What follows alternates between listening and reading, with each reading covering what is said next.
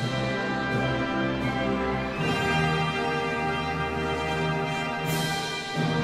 afternoon, friends, and welcome to the podcast. This is the JRPG Report. My name is James Fisher.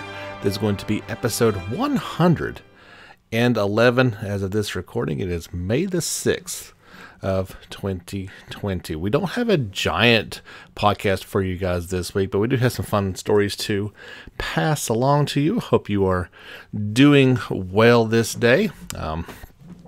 Like I said, not a huge podcast, but we do have some fun stuff to talk about. I want to just share a humorous real world into video game life story, as I am currently playing through Persona 5 Royal again, and I just got past the point in the story, moving on to the fourth palace, and you go through the whole rainy season, and where it rains pretty much every other day, and then it's hot and sticky. Well, it kind of feels like that's mirroring real life for me, as it seems like about every other day, we just get torrential downpours, at least here in this part of the country that I'm living in. So thought that was pretty funny.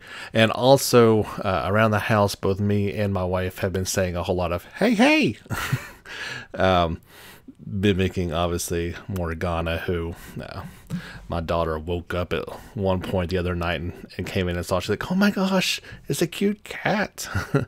And it transforms and all. Just, yeah, not a whole lot of that game that she can watch, but she did happen to see the cute talking cat and was instantly enthralled.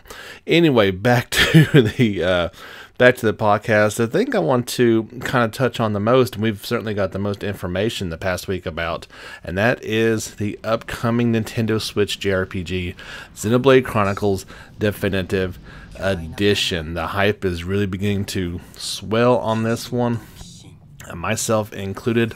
I put down some hard-earned dollars for it. I was trying to get that limited edition, but I had a gift card from Best Buy, and they were already sold out. So I was like, well, looks like I'm getting the old standard edition. But not too much longer to go on this one, as it comes out May the 29th. If you're interested, you can head over to the JRPG Report YouTube page. I've got a bunch of videos over there talking about it, as well as sharing all these stories on Facebook. But the latest one to come out introduces the cast, the main cast of characters that you will be going on the adventure with. And my point of reference, of course, is I played Xenoblade Chronicles 2 and did not play this one years ago on either the Wii or the new 3DS. So it's been kind of interesting going back on and looking at this one and the differences in the game. In some ways it's very, very different, and at least at first glance, from hearing the English voice actors for this one, they all appear to have kind of the British accent to them. And of course I don't know how to say each one of their names just yet. So here is my first and best attempt at it, being Shulk. I believe it's Reen, Fiora, Dunbar, Sharla, Riki, and Melia. So you can check out that video. They will give you the proper introduction to each and every one of these characters. I'm greatly looking forward to spending some time with them. Also, we got some details about, they showed a pair of web commercials. Now this is for the Japanese release of the game. I think they were about 30 seconds long on each one, as well as an overview trailer.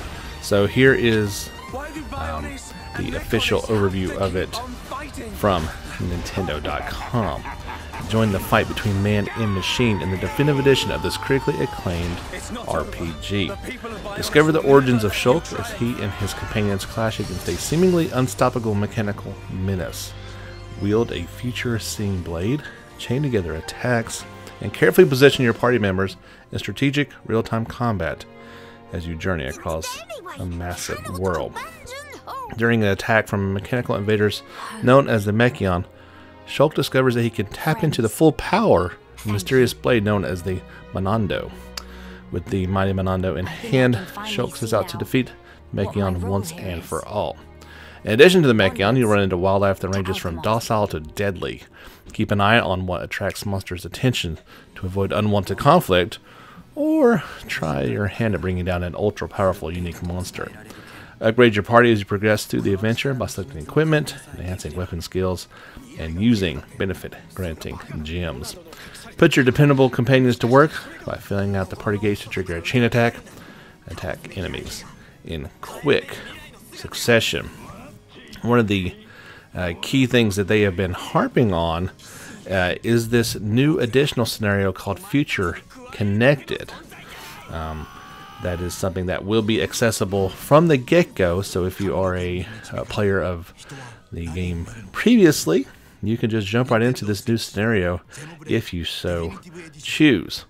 This Future Connected is said, this is the quote from it, an untold story that connects to the future. Includes an additional scenario that reveals Milia's after story. A new battle system that utilizes Nopon reinforcements and a new map/maps will also appear. So this is not just for, you know, players like myself who didn't get a chance to get a hold of the game previously. It is for old players as well. There's something completely brand new for you. They even detailed it further in a later release. So this is the extra story in the Future Connected. They say 1 year has passed since the final battle. The world is at peace. Each race has joined hands and restoration was underway.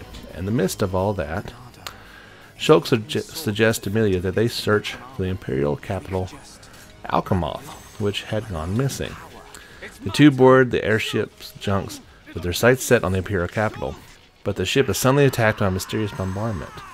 The junks crash lands in a place called the Bionis' Shoulder. In this new world is a further expanded world, setting on this new adventure on Bionis' Shoulder, which you never visit in the main story. It is on the left shoulder of Bionis, a suspended mass made of floating minerals. There's also new characters.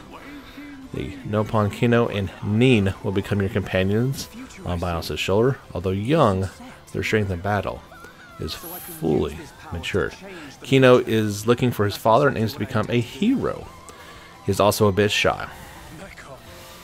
And Nin is a dependable Nopon who looks after Kino like a mother. While she is cute on the outside, she is quite the power type in battle. So it sounds like there's a whole lot in store for us. I don't want to read too much more, as there is some looks like there could be some special spoilers for you guys, so I won't go into that too much. But yeah, I'm greatly looking forward to this one. I know there's more than a few of you guys who are as well. I kind of put on the last video I did on YouTube if you were going to be getting this game as well, and if you were looking forward to it. There's more than a couple that responded very enthusiastic. Yes, it certainly, as a, like I said, huge fan of Xenoblade Chronicles 2, I'm greatly looking forward to getting back into that world once again. That was kind of the big story we have. I'm sure we'll have some more on Xenoblade Chronicles as we get closer to that release date. I kind of mentioned this one before. I was anticipating we might get a slight delay because of all the madness going on in the world, but we're this close and there's been no word on a delay, so I do not anticipate that to be the case. May 29th will hold up as the release date for that one. We mentioned last week a game that did not escape the wrath of delay, Sword Art Online Alicization Lycoris. There is a new video for it that shows the Yu-Gi-Oh! EUGEO sub-episode gameplay. I shared this as well, so if you want to check that out, you can do that. This is the first in the series of character sub-episode gameplay videos, so I'm sure we'll get a few more of those before its eventual release, July 9th in Japan, and the next day for the rest of the world. But there was also some news, and this is from over on DualShockers, and I guess they did a live stream with, I'm trying to do something actually every day over there, so if something pops up, breaking news, obviously it's a way that you can see the videos that we were talking about, in addition to our video podcast that we put out twice a week as well. Some good news that we got a release date for the PlayStation 4 version of Ys Memories of Celceta. I believe that's how you say it. And it will launch June 9th in North America and June 19th for our European friends. Publisher Xseed Games over here and Marvelous Europe over there announced. In North America, it'll be available in a physical, quote, timeless adventure edition, unquote, for $39.99 at select retailers. This will include a soundtrack CD that was part of the Ys 25th anniversary pack in Japan. And you'll also get 12 4x6 inch art cards highlighting various heroines from the Ys lore and games. You can go ahead and pre-order that now. Over in Europe, it will be available as a physical edition from select retailers for, I believe that's $24.99 in pounds, euros at $29.99. And if you click on the Facebook page and see the link for this story, I've got the link for these select retailers that can be available for pre-order in both North America and Europe. You can, of course, get it digitally as well from the PlayStation Store. It'll only be $29.99 for the regular edition, or $39.99 for the deluxe digital edition. With that, you'll get the digital version of that soundtrack CD and a never-before-released deluxe theme, including artwork and music from the game.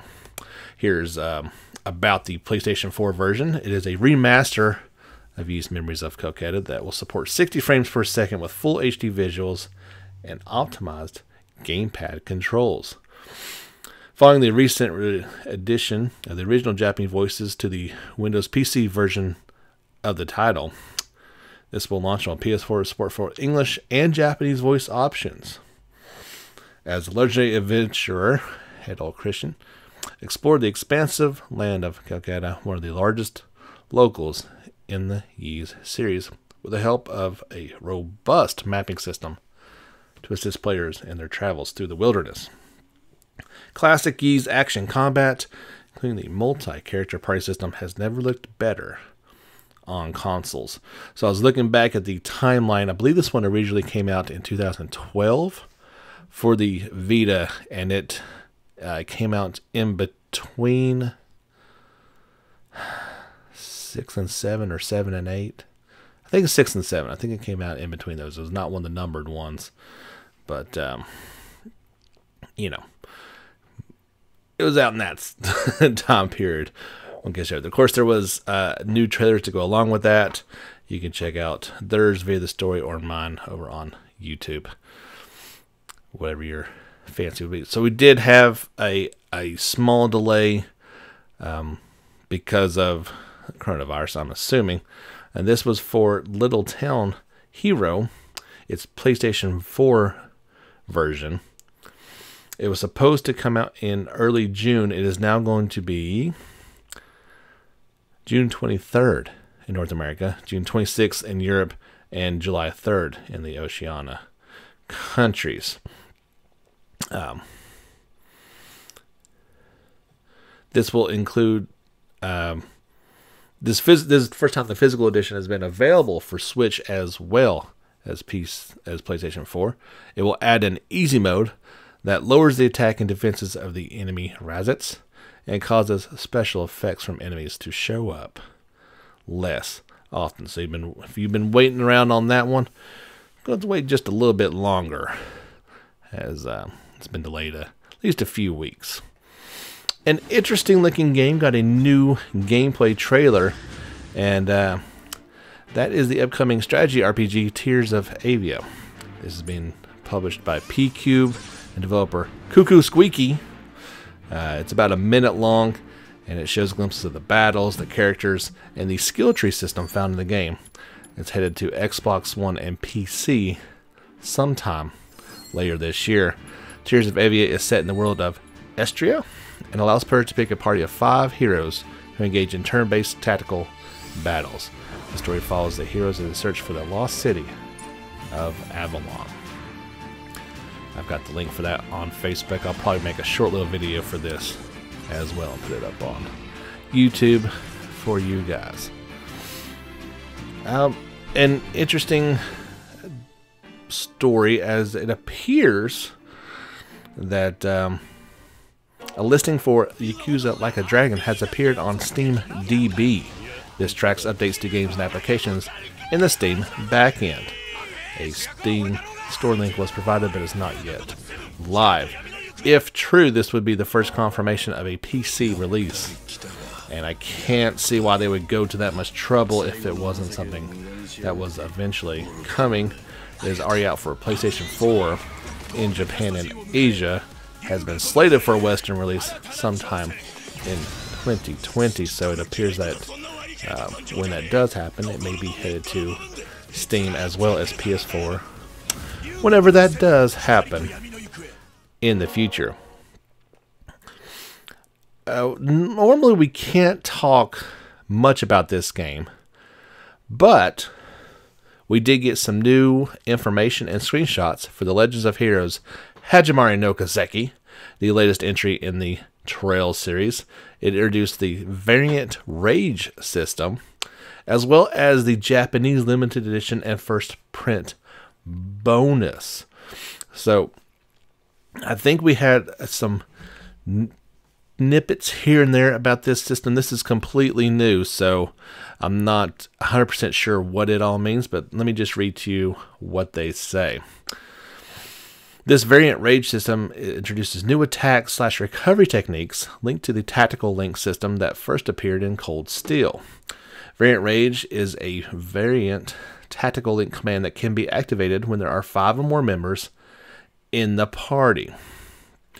The conditions by activating Variant Rage is to have 5 or more members in the party. By extending the assault gauge, you can activate one of the following commands: Variant Attack, Variant Heal, or Variant Arts. Since standby party members also participate in Variant Rage, the damage dealt/amount healed is not only significantly higher level, but also increases based on the number of party members. Up to 10 party members can participate. So it sounds like normally when you're playing through any section of the past games, you were limited with your main party and then 4, and then would have 3 support characters. It sounds like that number has been upped to 10, and then all those members are able to join in on this kind of gang attack or heal or art attack. So that is pretty cool. For commands that consume Brave points, Variant Rage comes with the added effect of BP recovery. B commands include Rush, where 2 battle members perform a ranged attack; Burst, where 4 members perform an all-out attack; Brave Order, which brings out various effects to the entire battlefield; and more. Attack enemies with Brave Orders and Rushes early on in battle, then activate Variant Rage where you're running low on BP. Through the effective use of Variant Rage, such as to recover BP while dealing damage further to the enemy, you'll be able to gain the upper hand even against tougher enemies. So this is like I said, a new system that they're trying out. It seems like each one has kind of evolved a little bit. So this is the next step along the way. Very excited for this game. Obviously, in the West, we are years away probably from getting this one. But when it does come out, I absolutely need to have this platinum Master Box. In Japan, it's going for 10,800 yen. And it kind of looks like a long, like, I guess you call it like a gun briefcase or something. Very, very cool looking. It includes a number of wonderful items, such as a 2-disc vocal album, only obtainable through this limited edition, a calendar with unreleased illustrations, and more, packaged in a special case themed after Lapis Rosenberg's suitcase. This is a suitcase that she carries in the game. And of course, it has been, instead, in the game, it looks like it has a large cross with a diamond laying over top of it. And then for, for consumers, it has the Hajimari No Keseki logo on it instead. In this, you get a full copy of the game. This 2-disc CD Keseki 15th Anniversary Vocal Collection includes full-length songs from previous titles, from Trails in the Sky to Cold Steel, as well as the theme song, yes, from those two. So it looks like it's got to have Sky, Cold Steel, and maybe even some of the Crossbell stuff tracks on there as well. You get the Memorial Desktop Calendar, Zumerian Heroes 2020 through 2021, a desktop calendar featuring Trail Series illustrations with a special silver crack finish. Very nice. Since the calendar and illustrations are separated, it can also be displayed as an interior decoration. There's an image going along with that, and you can kind of piece them all together to make one big. And then there's a set of 24 vivid, semi-transparent posters focused on the main characters, including the main protagonists, Rain, Lloyd, and C. The first print purchase bonus is a mini limited edition CD. Includes a curated section of unique music from the game, including the battle and event music. Lots of cool stuff going on in this one. Hopefully, we don't learn too much more about it, because it's always filled with massive spoilers, and not only the Cold Steel series, but if you've not played the previous ones, because it includes all characters plus new ones, there's always something. You gotta tread lightly when you're talking about this new game. We're going to have to for a while, since we're not getting Cold Steel until the fall. I did have an interesting little tidbit from one of our listeners, and he shared the Amazon UK listing. Actually had the game listed at October 16th, and when I looked it up on our Amazon, it still had kind of that place marker holder of October 31st. So I doubt that is the release date for it. But having it at the 16th is a little suspect. So we will hear something here fairly soon, nailing down a more definitive release date. I can only hope so. They're not developing the game. They're simply translating it. So maybe sooner rather than later. Cold Steel in October does go along well together. And we'll see if that ends up happening with Cold Steel 4 or not. And as soon as I know, you will know. Last thing we want to talk about, we did have a Trials of Mana review from our friends over at RP Gamer. This is from Jervon Perkins. And he says she says it's an old school adventure given a modern coat of paint. Saturated in variant colors and old school video game charm, Trials of Mana deserves more praise and attention than it will likely gain. The 16-bit remake shows that Square Enix knows how to transform a 2D game into a modern 3D RPG. With each area painstakingly recreated, the game feels like a love letter to fans of the classic JRPG narrative. It injects a few modern tweaks here and there, but boldly sticks to its roots. This boldness will ultimately be one of the reasons why the game is so enjoyable. I won't read you the full review for it. Here's the summary. Trials of Mana is a colorful, quirky, familiar, and a lot of fun. It's a blueprint on how older RPGs can be remade in a way that keeps the charm and working parts of the original, but upgrades it so that it is graphically appealing to a modern audience. The game is unapologetically retro in its story and progression. This works at its best quality and greatest detriment.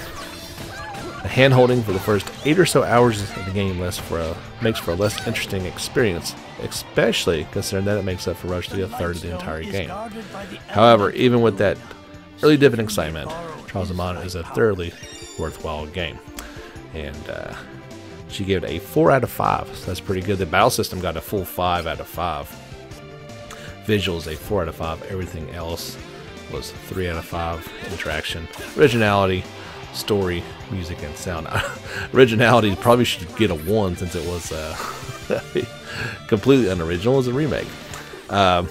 She said it was about 20 to 40 hours, somewhere in that range that it'll take you to beat it. A moderate difficulty level.